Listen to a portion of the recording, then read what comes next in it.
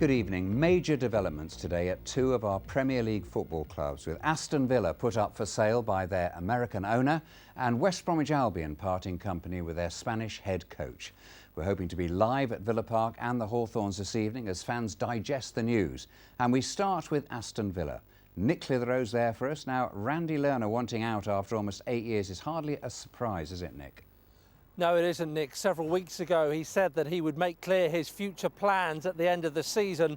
I think the only thing we were waiting to learn was whether he had already agreed a deal to sell the club or whether he was just putting it up for sale. And today we found out which of those it was going to be.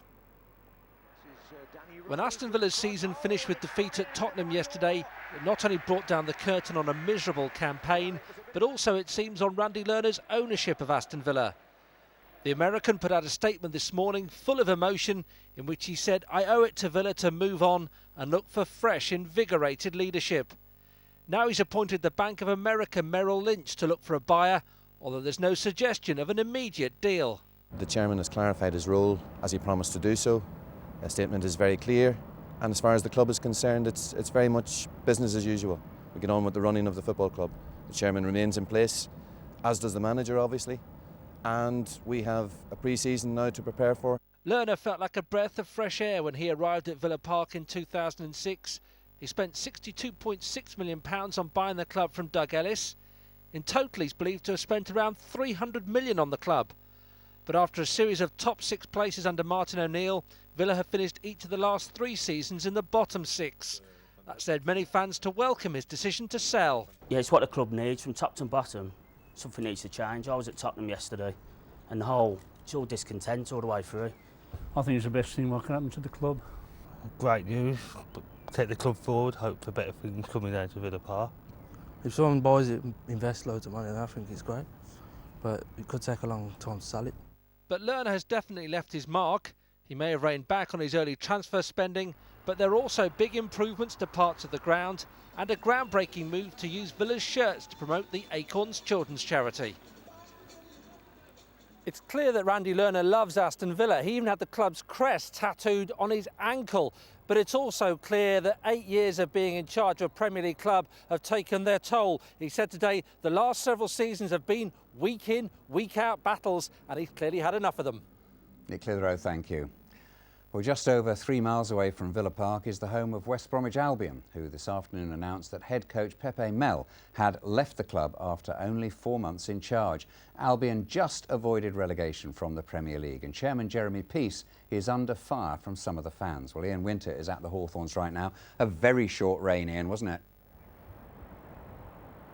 it? Yes, very short indeed, Nick. Pepe Mel's reign from Spain began in January, and now he's heading home despite having kept West Bromwich Albion in the Premier League.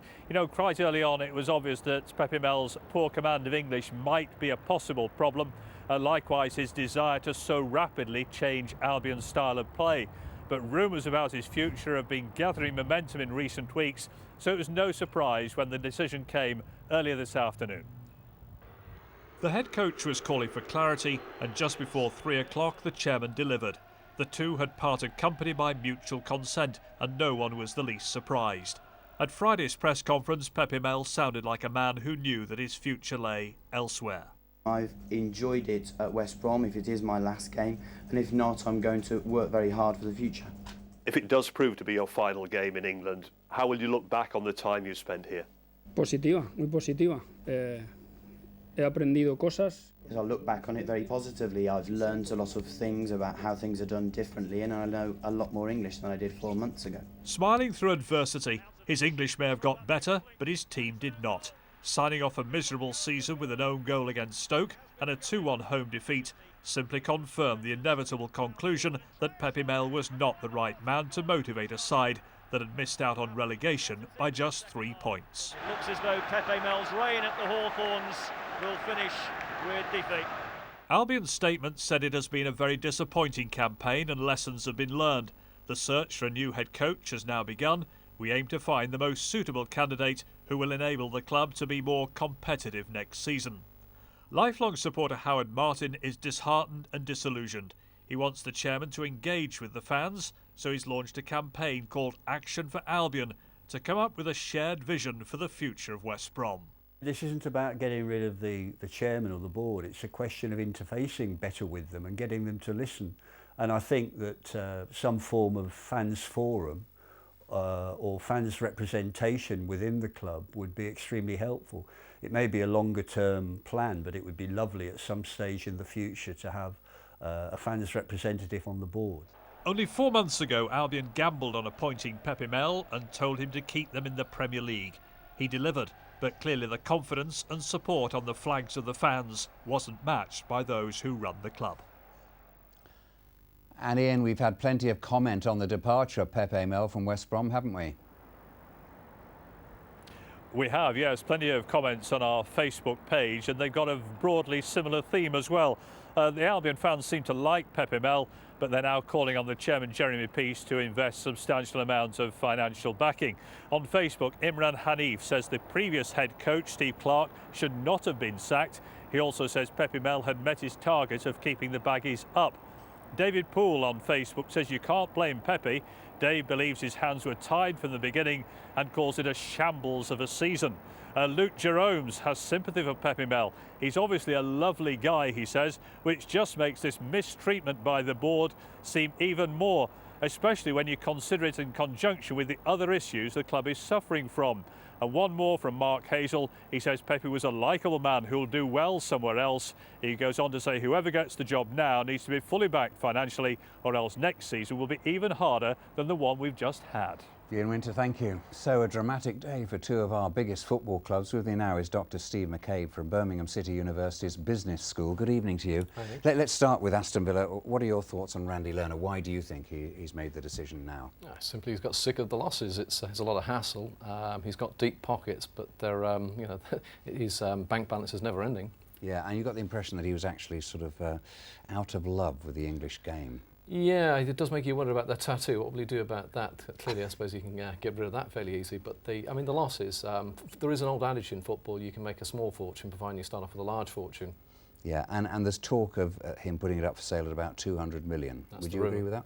Yeah, it seems about right. But whoever comes in, they'll probably need to add another £100 million just in terms of sort of bringing in new players over the summer.